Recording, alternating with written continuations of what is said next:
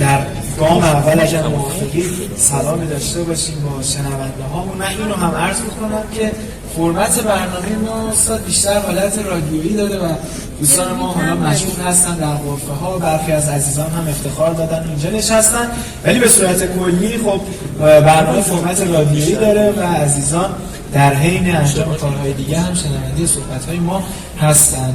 ما ابتدا در خدمت شما باشیم. سلام علیکی، بفرمایید عزیزان. سلام عرض می‌کنم. من محمود ناظرانپورم، متولد 1319، یعنی در مرز 84 سالگی. از سال 41 من استخدام دانشگاه شدم و چاپخانه دانشگاه رو راه انداختیم در همین یک کوچه پایین‌تر سر دانشکده علوم. از این محل من خاطرات خیلی شیرین و زیادی دارم با استادان بزرگی مثل دکتر فیاض، دکتر یوسفی، دکتر احمد علی رجایی بخارایی، دکتر متینی، از استادان بزرگ قدیمی با اینا سرکار داشتم، کتاباشون چاپ میکردیم و هر حال خاطرات زیادی دارم. این محوطه که میبینید محوطه دانشکده ادبیات بود. تمام دانشکده ادبیات اون جلو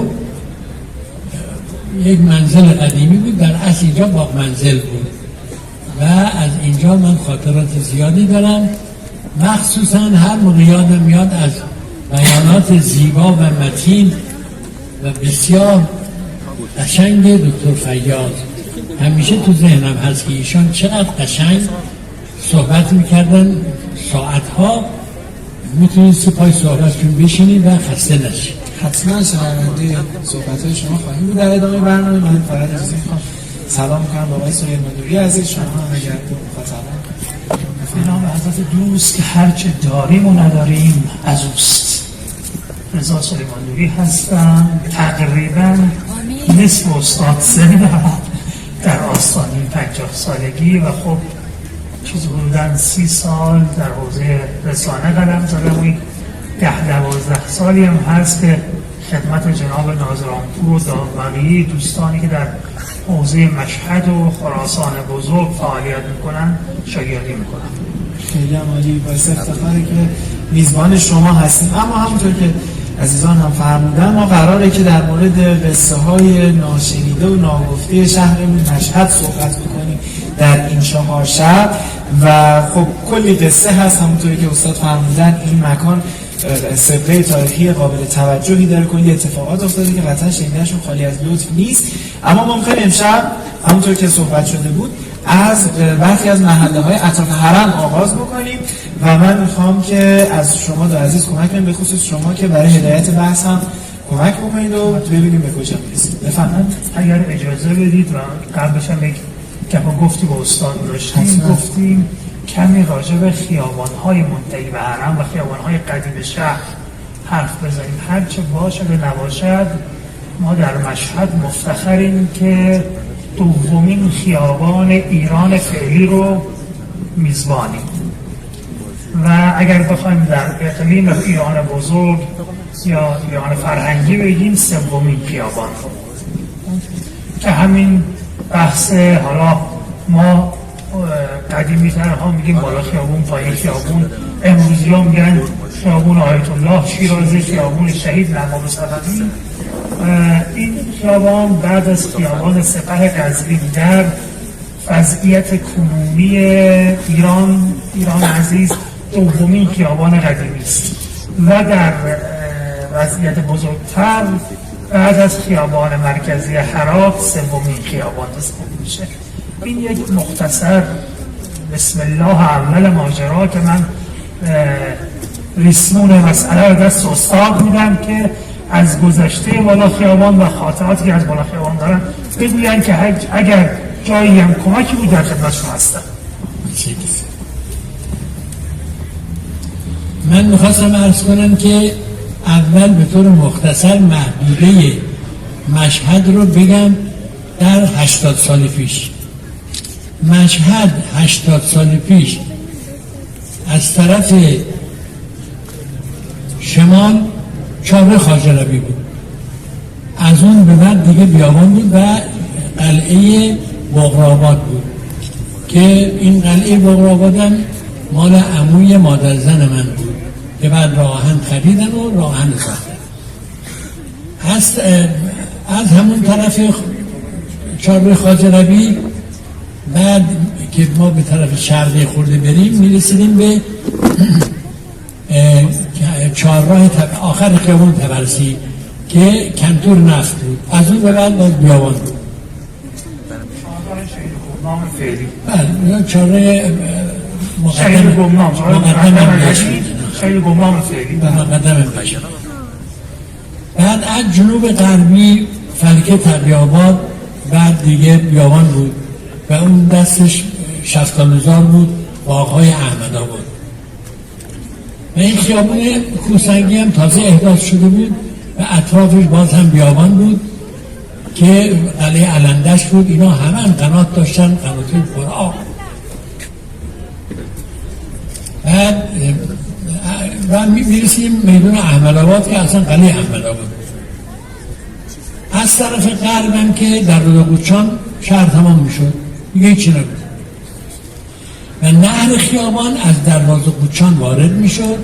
اولین بار که این نهر خیابان وارد شد در زمان شاه عباس کشیده شد ولی نادر تمامش کرد. این نهر خیابان به مشهد شکل و قیافه داد و الا مشهد همه منزل‌ها، خانه‌ها اطراف حرم در هم و بر هم ساخته بودن.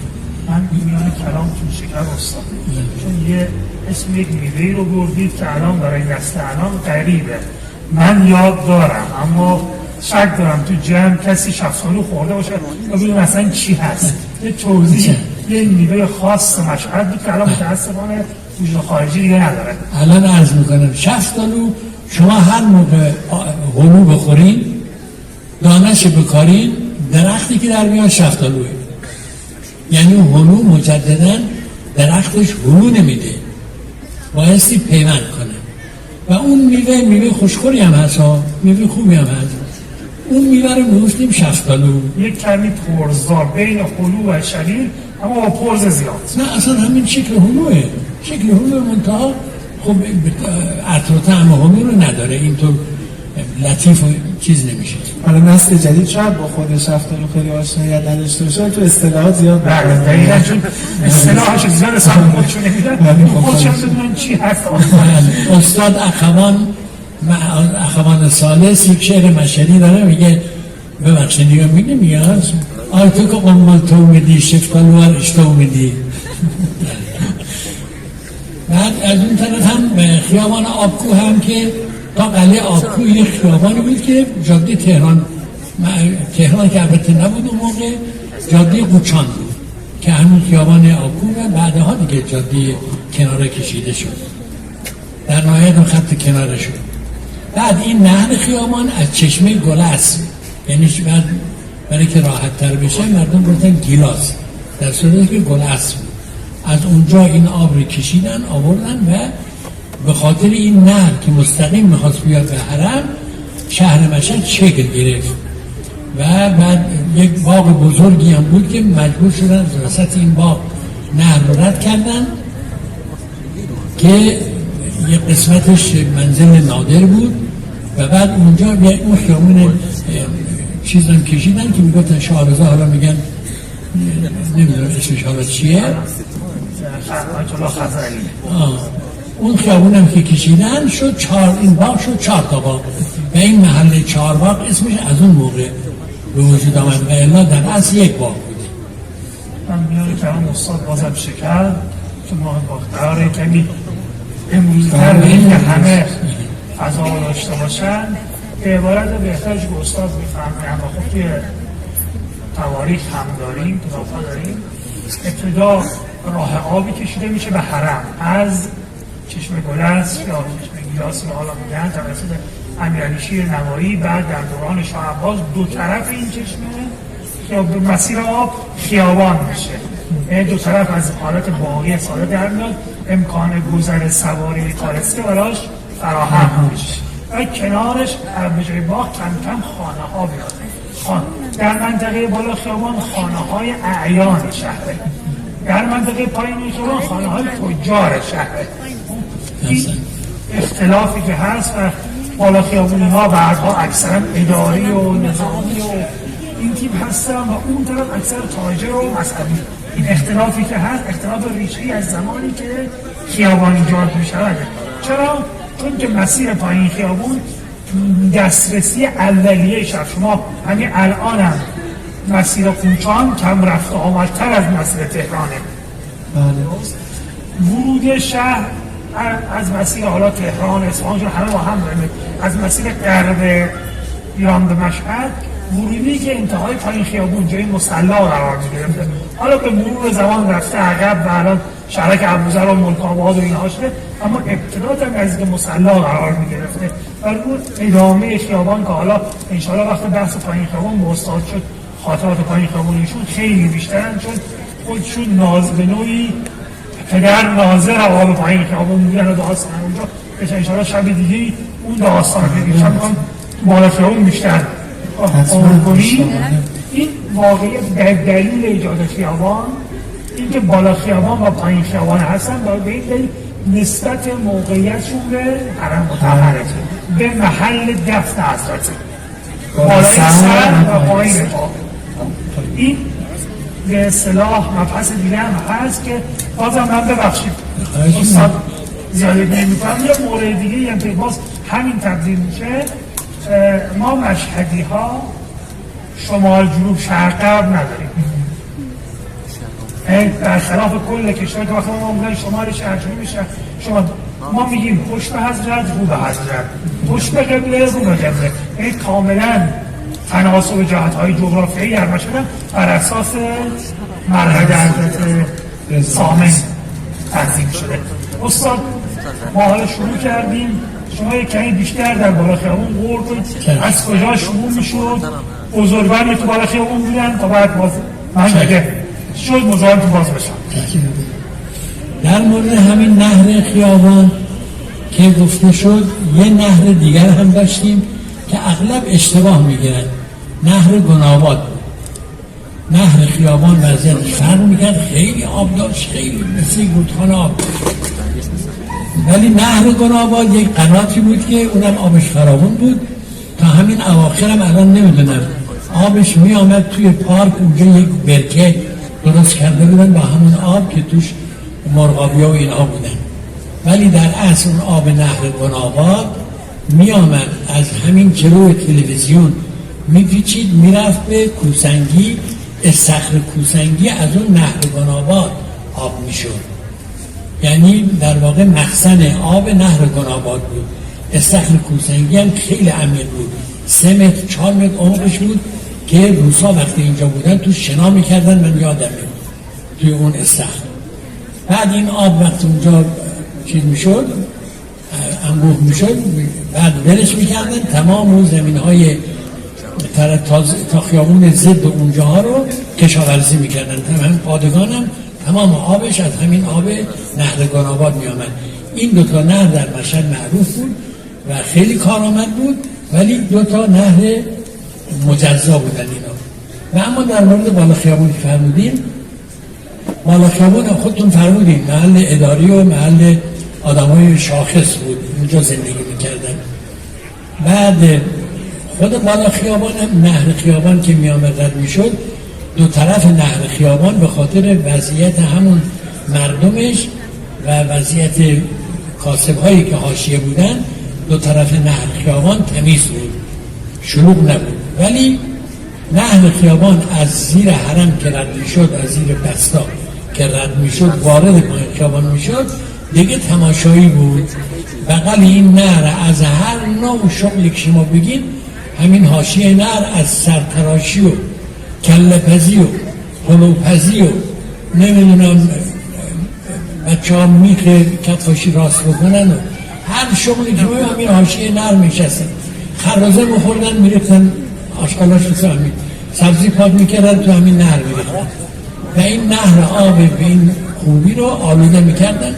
نمیفهمیدن که این آب چقدر با ارزشه، ولی با این آب تمام آبنبارها، تمام حمامها از همین نهر آب خیابان آب میگرفتن، چون خود آب مشهد آبش شور و بدتم بود چاهاش، ولی این نهر بعد یکی دیگه از خصوصیات این نهر خیابان این بود که این واقعا خیلی جالب بود که یک شعبه ای از این نهر خیابان کشیده بودن توی، ببخشید این دیگه اصطلاح بود دیگه، واقعا به مستراح گفتن خلای شاهی، یعنی همین جایی که الان مهمان سرا هست توی بسته‌بان خیابون اینجا خلای شاهی بود.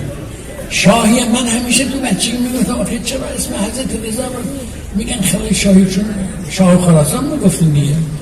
بعدها مهندس دیشیری اینه برای من گفت، خدا حفظش کنه، ایشون گفت نه این شاه عادل شاه برادرزاده نادر بوده که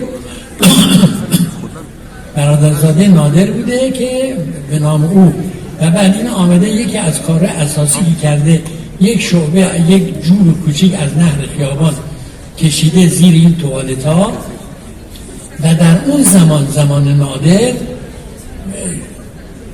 رشته فاضل آب درست کرده بود که این فاضل آب خلای شاهی میرفت از قلعه خدربیک نزدیک ساختمان‌ها اونجا سر در می آورد. یک آب گندیده بدبو بود که باز همونجا با اون آب زراعت میکردن. و این گردیم به بالا خیابون. بله. این خیابون رو فردا شما کنیم. بالا خیابون شما بفرمایید.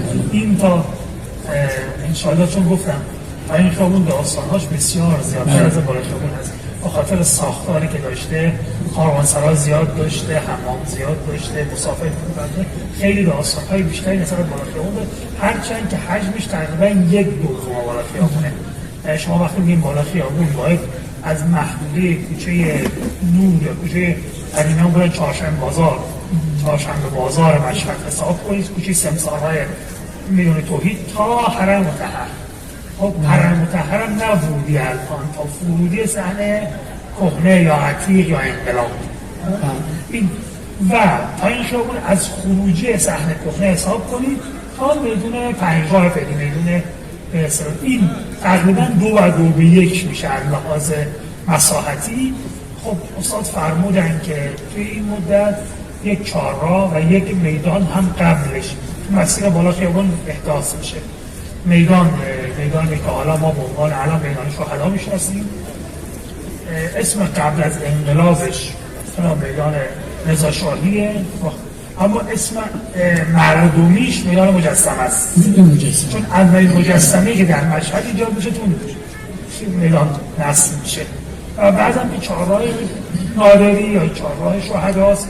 داستان چهارراه نادری حتی تا دهه 30 هم اگر در چهار نگاه کنید ما چهارراه رو داریم، اما چهارراه کامل نیست.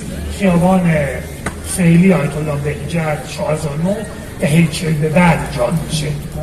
ما یک فقط محدوده باغ نادری خیابان میاد و انتهای باغ نادری خیابان تمام میشه و بعد باغاته. اما این در طرف مقابلش که ما حالا قدیم به اسم شاهرزادون میشناسیم، ابتدای انقلاب خیابان شهید رجایی بود و توی 5-6 سال اخیر به خیابان آیت الله خزعلی تغییر نام داده، مسیر ادامه پیدا میکرد تا تقاطعی که الان به عنوان تقاطع خسروی میشناسیم. قبلا این سه راه بود، باز راه چهارم دهه 40 ایجاد شد که خیابان شهید اندرزگوی فعلی باشه و این خیابان حد قدیمش خسروی میگفتن حد فاصله این چهار راه و فلکه به اصطلاح فلکه آب یا مشهدیات گلکاری آب یا الان که میدان بیت المقدس احداث به دهه 40. ببخشید می‌کنم آیا در این سال 1340 اتفاق به خصوصی رخ داد که اینقدر گسترش داشته؟ اتفاق خاصی نداریم، اما ما راه حل تکمیل میشه که مسیر به راه حل می‌خوایم.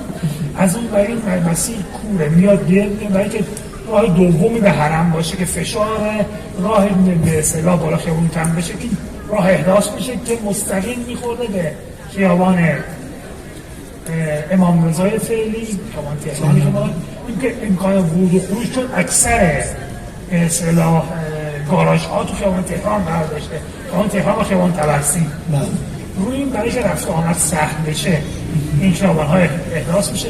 ادامه مسیر هم تا به اصطلاح سالن مهران تو همین سالها هست. سالن مهران مجموعه ورزشی که قبلش ما به اسم میدان دوچرخه بشناسیمش، و اولین محلیه که در اون گواهینامه تو مشهد صادر می‌شده. هم ابتدا گواهینامه دوچرخه، بعد گواهینامه ماشین. این بین خب حالا این خیابان چرا وسطش یک میدانی داریم، یک داستان خاص خودش داره. اینکه چرا خاکی گفته میشه باز این داستان دیگه‌ای داره که اگر قرار شد این مسیر رو بریم میشه تو شب‌های دیگه به این هم می‌پردازیم، اما بحث الان بالا خیابونه. حالا یکی از خوششانسی‌هایی که طی دی به بعد امسال پیش اومد این بود که تو تعمیراتی که توی مسجد مقبره که در اصل مسجد شاه عباسه نه مقبره، بعدها چون مجاور این مسجد در دوران شاه عباس ساخته میشه توسط داماد شاه عباس، اما بعدها چون کنار مقبره نادر هست تغییر نام میده به مقبره نادر، به اصطلاح نه مقبره، مسجد مقبره چهارراه شهدا. چهارراه شهدا. خب این مسجد طی تعمیر شدهش تونستن مخزن آبانبار قدیمش رو کاملا از زیر خاک در بیارن و مطلب ما چون مسیر آبانبار زیاد داشتیم از پرم تا به اصطلاح دبل‌روچان بالای 8 تا آبانبار داریم، الان هیچ کنیش خارجی نداره. این یکی الحمدلله کامل در آمده و خب اگر دوستان متولی مسجد که ظاهرا گفتن این کار رو میکنه، امیدوارم سر حرفشون باشه انجام بده و فضایی فراهم بشه رفع آبانبار صفوی رو دید، چون باقی آبانبارهای موجود مشهد هیچ کدومش الان در حال حاضر امکان ورود بهشون وجود نداره. دیدن اون آبانبار میفهمیم عظمت نهر خیابان وقتی ریخته میشه و بعد سیستم آبیاری و چه تولید برسه، چه آب آشامیدنی، توزیع آب آشامیدنی و چه آبیاری گیاهی شهر رو با اون به اصطلاح رفتن داخل آبانبار بودن 15 تا 20 فوت پایین‌تر از سطح زمینه دقیقاً لمس خواهی می‌کرد. ببخشید من دارم حاشیه میرم حالا که به این جایزه من یه خواهشی دارم از شما. تو راسته بالا خیابون کوچه‌ها نام‌های خیلی خاص دارن. خب حالا کوچه نو یا چهارشنبه بازار به خاطر کوچه نور فعلی چهارشنبه بازار به خاطر بازار بوده، اما مثلا کوچه زردی چرا؟ این اگه بگید یا کوچه باغ-عنبر چرا؟ این هم یه توضیح خب کوچه باغ-عنبر یک باغ بود اونجا به نام باغ-عنبر. عنبر کیست؟ چون من میگن تو روایت‌های قبل میگن غلام گوهرشاد آقا درست البته اینا را خوب بایستی پژوهشگرا در بیارن، ما اینطور که بگیم در افواه ممکنه وقتی به اشتباه چیزی بگیم. اگه اجازه بدین من راجع به خیابون خسروی نو یک توضیح بدم، چون وارد خیابون نشدیم دیگه. این خیابون خسروی نو همونطور که فرمودن نیاز ولی ایجادش پیدا شد و دستور گرفتن و انجام هم شد، ولی چند سال طول کشید تا اجرا بشه، به خاطر اینکه امیر تیمور کلانی اونجای باغ بزرگ داشت و امیر تیمور هم نماینده مجلس بود و خیلی بقول مشهدی ها خرش میرفت. این نمیگذاشت، هر کار میکردن شهر، حتی مهندس شهرستانی زمان مهندس شهرستانی بود، هر کار میکردن دست آخر به دربار کشید و شاه دستور داد بهش گفتش که این لازمه برای مشهد اجازه بده که این کارو بکنن. بعد گفته اون یک چنار از بابام مونده که بابام با دست خودش اون چنار رو کاشته، اگه خیابونی که میخوان بکشن طبق نقشه این چنار میفته وسط خیابون، ما هم چنار وسط بمانه.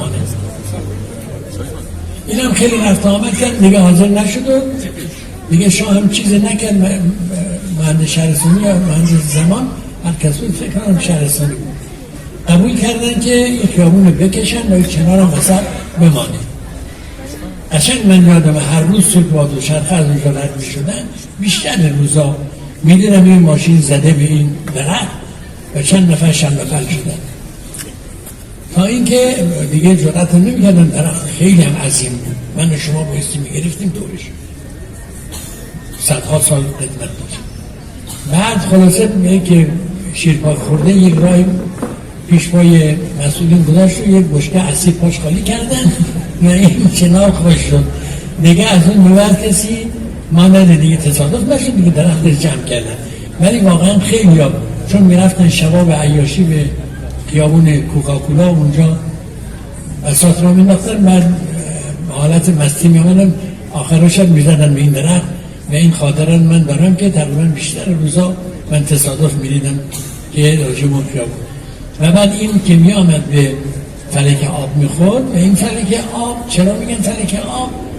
به خاطر اینکه روسا در بار دومی که به مشهد آمدن، مشهد رو اشغال کردن زمان جنگ جهانی دوم، چون یک بار قبلا زمان تزار آمده بودن، زمان تزار که آمدن در مشهد خیلی بحرانی، خیلی خرابی به کار آمدن، ولی زمان دفعه دوم شوروی شده بود و لنین سر کار و استالین بود و اینها هم نداشتن به کسی تعرض کنن، منات خرج میکردن، پول خرج میکردن و برای اینکه خب یه مقداری جبران مافات بشه، یعنی خرابی های زمان تزارها روسا نام بدی ازشون مونده بود در مشهد. وسط این میدون یک چاه عمیق زدن، چاه عمیق هم اون 30-40 متر بود، چون چاهای مشهد به 4-5 متری به آب میرسید، ولی آباش خیلی آب بد بود، آب گچی بدتر بود، خیلی بدتر. دیگه این چاه عمیقی که زدن آب خوب مردم می آمدن اونجا، آب برای همین شد فلک آب. حدوداً چه سالیه این بله، چون سال 1324 روسا از مشهد رفتن، یعنی دستور سازمان ملل بود که حاضر نبودن برن، به زور رفتن. و بعد یه خاطره من دارم که میرم برای یک شب دیگه از روزی که اینا میرفتن خیلی تعریف کردم برای دوستان که روزی که میرفتن من 5 سالم بود و ایناش روسا وقتی که از مشهد میرفتن خیلی با بوق و کرنا شیپور میزدن و عربده میکشیدن و میرفتن از مشهد بیرون که رفتن دیگه. حتما میشتن. من فرستاد راجع به پیش زردی هم شما اگه اطلاعی ندارم برای پیش زردی. ما خدمت شما عرض کنم، من الان تا که شنیدم میگن کوچه‌های قدیمی که الان باقی مونده زردی انور گلفروش هاست و طاهر یک دست به ترتیب کوچه زردی رو که در بالا خیابان در دست جنوبی بالا خیابان کوچه از قبلش هم کوچه دکتر شیخی که اصلا مشخصه دیگه، چون خونه دکتر شیخی اولین کوچه است، اما قدمت اون کوچه پای بحره قدیم، کوچه پای باروی قدیم اون منطقه است. دومی کوچه زردیه که روایت است، دو تا روایت راجع به نامش هست. یکی این که درخشش اولیه زردی آفتاب ابتدای صبح از آخر کوچه ابتدای کوچه نور میتونه و کسی که رد میشه راحت باشید و میاد. مسئله دوم اینه که خیلی از افراد ساکن اونجا قالی باف بودند و چون تو گودال بودن نور آفتاب کردن به بیماری زردی متچار میشدن. و مسئله سوم این که یک دوره یرقان به مشهد میاد از این، اما یکی دومیش قابل قبول تره. کوچه باغ انور که استاد فرمودند باغی است منتسب به غلام گوهرشاد است. میگن حالا چقدر صحت دارد الله اعلم، اما به خاطر این باغ انور تو نقشه‌های قدیم مشهد وجود داره، خود باغ با این عنوان. و اما اینکه این چقدر نسبت دارد به گوهرشاد آقا ایش مشخص نیست. کوچه بعدی کوچه گلفروش هاست یا کوچه الان شیرازی 20 برای اونایی که آشنایی دارن با خیابان، کوچه‌ای که ابتداش هتل خیام هست. هتل خیام تقریبا تو قدیمی‌ترین هتل 3 ستاره فعال مشهده، قدمتش بالای 60 ساله اون هتل. اون محل هتل قبلا محل گلکارها بوده. اولین خانواده‌ای که تو مشهد گل می‌کاشتن برای فروش، نه برای زیبایی. یعنی دیگه همین کاری که الان شرکت‌های مختلف با شهرداری می‌کنن، اینها تو محدوده می‌کردن و گل شهر رو تأمین می‌کردن. اون کوچه دو نکته جالب داره. اون کوچه یکی خونه آخر کوچه است که خونه در دوره خونه تنها پدر و پسری هست که در ایران نخست وزیر شدن. حسن علی منصور پسرش خب وقت منصور بزرگ به اصطلاح استاندار خراسان هست توی این کوچه میشینه و پسر حسن علی بچه 7 ساله است که بازی‌های دوران کودکی شده خیابون انجام داده. بعد از نکته دیگه اون کوچه خونه درب آخرش که تو کوچه باغنبه هم راه داره خونه پدر بزرگ مادری خانومیه که خیلی از دوستان دانشگاهی به وجود ایشون تو افتخار به اولین خانم ایرانی فضانورد خانم انوشی انصاری خونه پدر بزرگ مادریش یک درش از باغنبه یک درش از آخرین کوچه بوده. و آخرین نکته راجع به این کوچه اینه که اولین عینک ساز مشهد و تنها مدیر دانش آموز معلم و مدیر هنرستان ملی هنرستان بهشتی مشهد که مرحوم آقای یوسفی صراف باشه عینک هیمالیا زاده این کوچه است. این کوچه بعدی کوچه طاهر هم که آخرین کوچه میشه که خدمت شما عرض کنم ما با کوچه الان شهیدان علاقمند حسینی میشناسیمش و دوره با کوچه مرسی آقای خویی میشناختنش. این هم جز کوچه های قدیمی که میگه از مالکان بزرگ ابتداش طاهر ده و از این همون کوچه یک زمانی کاخ نظر و اولین مقبره نادر تو کوچه بوده. این دسته کوچه. اون دستم که ما کوچه رضوی ها رو داریم، کوچه چهارشنبه‌بازار داریم، داستانشو گفتم، کوچه رضوی ها داریم، تعداد زیادی از رضوی ها اونجا زندگی می‌کردن. الان مونده کوچه نوست که از اسمش مشخصه چون دیرتر از باقی تازه‌تر از باقی کوچه‌ها ایجاد شده است. کوچه سبت رو داریم که اولین ساختمان سبت مشهد ابتدای این کوچه است که الان به اصطلاح مؤسسه امید رضوی که مال دختران فاقد به اصطلاح ولی خوب هستش اونجا هست. اون کوچه منزل مرحوم بینش هم بوده داخلش محمد طیب استاده. و کوچه بعدی کوچه مقبره است که پشت مقبره قرار می‌گرفته و مقبره دوم نادره. من دیگه چون الان زمان داشتم چک می‌کردم که زیاد بریم جلوی به عنوان ختم کلام تا تو مقبره نادر ما یک بزرگ دیگه ایران دفن داریم. واقعش اینه که مشهد تو مقاطع مختلف زمانی بزرگان رو برای حفظ ایران فدا کرده. تو هر دوره شاخص‌هایی داره. یکی از این شاخص‌ها توی باغ نادری تو فضای سبز باغ نادری مدفونه که کلونل محمد تقی‌خان قسیان باشه، افسر آزاده‌ای که سال 1300 تو درگیری‌های داخلی که به تحریک قوام سلطنه که اون زمان جانشین سزیا شده بود به شهادت برسید. اما این آدم دو سه تا نکته داره که بعد نیست بدونید. ایشون اولین خلبان ایرانیه، این اولین ایرانی که با هواپیما پرواز میکنه، اولین ایرانیه که در نشریات آلمانی زبان مقاله آلمانی چاپ میکنه، اولین ایرانیه که نشریات روس زبان مقاله روسی چاپ میکنه و از آلمانی به فارسی هم اولین ترجمه و یکی از اولین پیانیست های ایرانی. یعنی یک آدم و همه اینا یه طرف. یه نکته حالا این نکته تعصب آوری هم هست اما خب ثبت تاریخه. بالاترین تعداد به اصطلاح جابجایی جسد یا به اصطلاح نبش قبر رو ایشون داره. ایشون 5 بار جنازه‌اش جابجا میشه تا جای فعلی دفن بشه. ابتدا در خیلی رسمی تو خیلی برنامه خیلی مفصلی که ایرج میرزا عارف توش میخونه، ایرج میرزا بوده تیم مرباشگویی دفن میشه تو باغ نادری و فاصله کمی به دستور وزیر جنگ وقت که بعد هم اولین پادشاه سلسله پهلوی شد جابجا میشه. این جابجایی تو خود باغه جابجایی کردن. دفعه دوم به قبرستان سراب منتقل میشه. تقریبا 30 سال جنازه مشخص نیست کجاست. تو دوران مصدق وقتی که میلیون سعدی بحثش بوده اون جنازه پیدا میشه تو صندوق آهنی امانت میده. دکتر مصدق دستور تشییع رسمی میده. تشییع رسمی انجام میشود و خدمت شما از آن با شروع کاملا نظامی برگزار میشه که این تشریح نظر تصاویرش رو بازسازی کردن.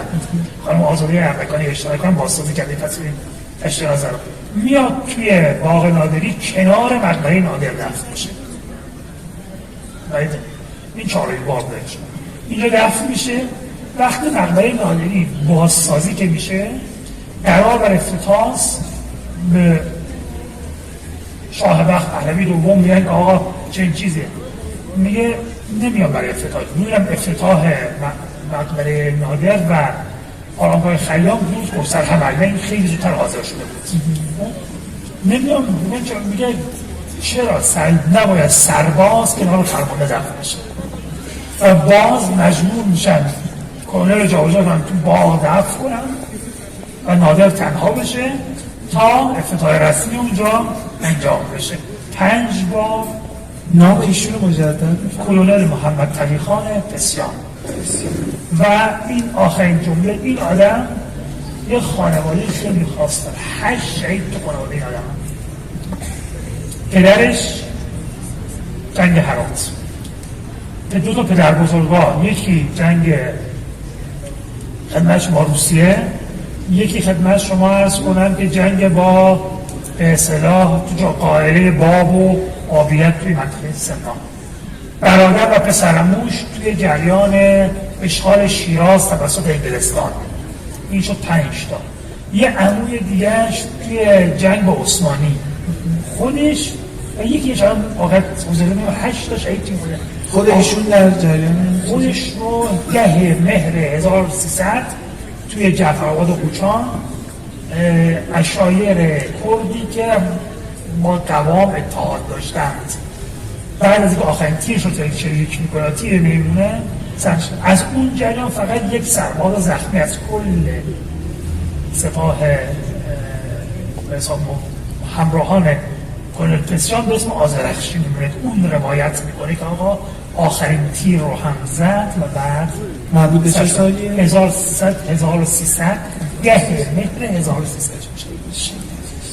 ببخشید بذارید رو بگردن انشاءالله که گفتار من با استاد ناظرانپور کمی بیشتر شما رو باشد آشنا کرده باشه. موفق باشه. ممنونم از شما استاد. شما هم اگر تغییری بفهمید ما حتما در شب‌های بعدی هم میزبان شما خواهیم بود. و راجع مسجد گوهرشاد گفتن